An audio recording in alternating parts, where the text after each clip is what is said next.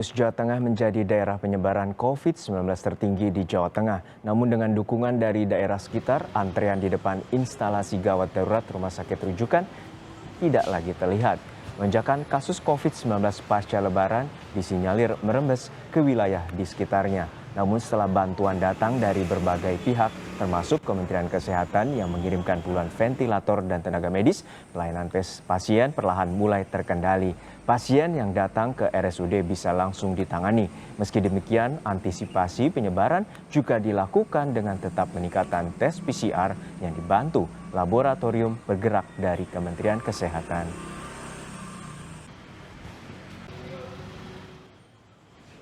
Asrama Haji Donohudan Boyolali, Jawa Tengah kini tengah merawat total 216 pasien COVID-19 asal Kudus, Jawa Tengah.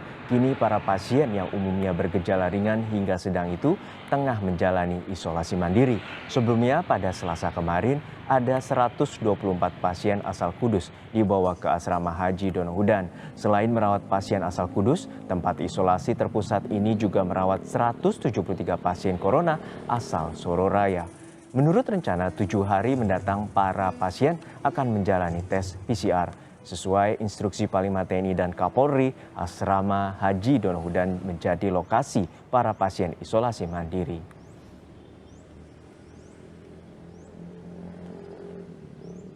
Informasi lebih lengkap kita sapa jurnalis Kompas TV Iwan Miftahudin di Kudus, Jawa Tengah dan Nani Hastuti di Boyolali, Jawa Tengah. Namun kita sapa terlebih dahulu rekan Iwan Miftahudin di Kudus, Jawa Tengah. Iwan, seperti apa perkembangan terkini kasus COVID-19 di Kudus dan masih adakah pihak ataupun warga yang dibawa ke Boyolali untuk melakukan karantina?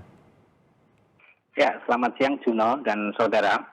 Hingga saat ini data yang kami peroleh dari Dinas Kesehatan per tanggal 7 Juni ini tercatat ada 360 kasus baru warga yang terkonfirm positif COVID-19. Sementara 263 diantaranya ini sembuh. Sehingga total hingga saat ini kasus aktif di Kabupaten Kudus ini mencapai 1.764 pasien. Nah, para pasien ini dari jumlah tersebut ini 443-nya ini dirawat di rumah sakit rujukan yang ada di Kabupaten Kudus. Sementara sisanya lebih dari 1.400 pasien yang menjalani isolasi mandiri ini sejak kemarin pasca kunjungan Panglima dan Kapolri ke Kabupaten Kudus, ini sudah 3 gelombang dikirimkan para pasien isolasi mandiri untuk dilakukan isolasi terpusat di Asrama Haji Donohudan Solo atau Boyolali.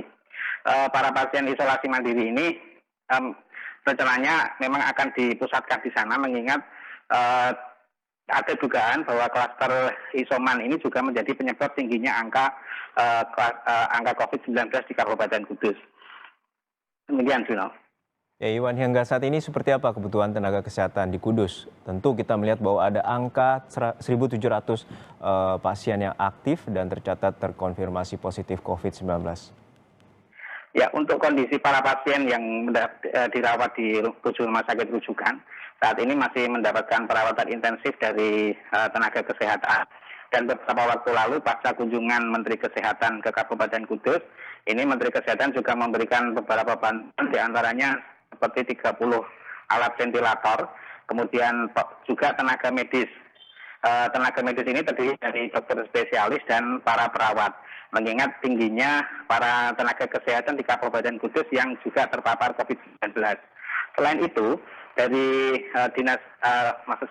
Kementerian Kesehatan ini juga mengirimkan bantuan berupa laboratorium bergerak yang ini nantinya difungsikan untuk mempercepat tracking terhadap para pasien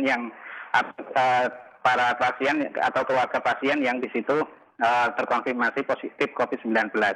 Dengan bantuan laboratorium bergerak ini, hasilnya akan cepat terdeteksi dan tindakan cepat akan bisa dilakukan oleh petugas.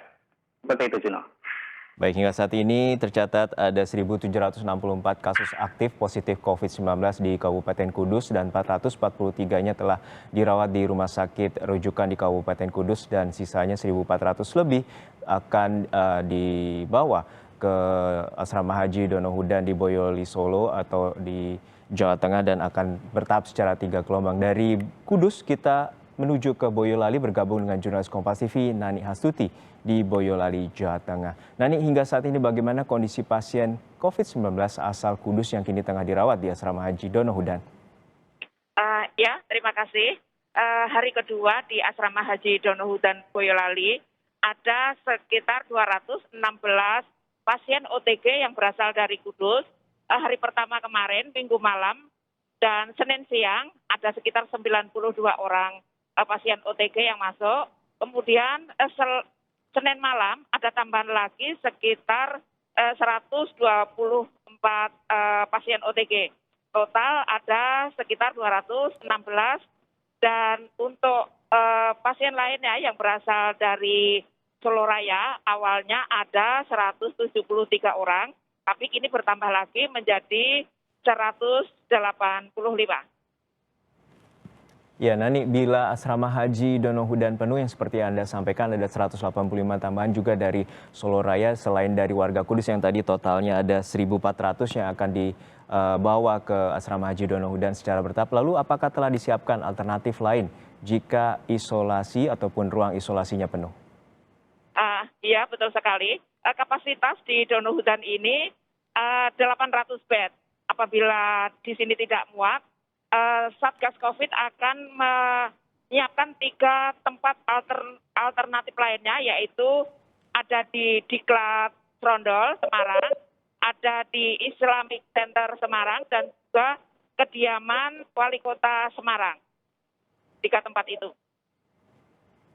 Oke, jadi nantinya bila terjadi peningkatan dan juga kasus aktif yang tentu tidak kita harapkan bahwa Kabupaten Kudus akan terus meningkat, namun demikian upaya melakukan isolasi mandiri secara terpusat akan ditambahkan 3 lokasi, yaitu di Diklat Trondol dan juga Islamic Center di Semarang dan juga kediaman Wali Kota Semarang. Terima kasih rekan Nani Hastuti dari Boyolali, Jawa Tengah dan juga rekan Iwan Miftahudin dari Kabupaten Kudus, Jawa Tengah.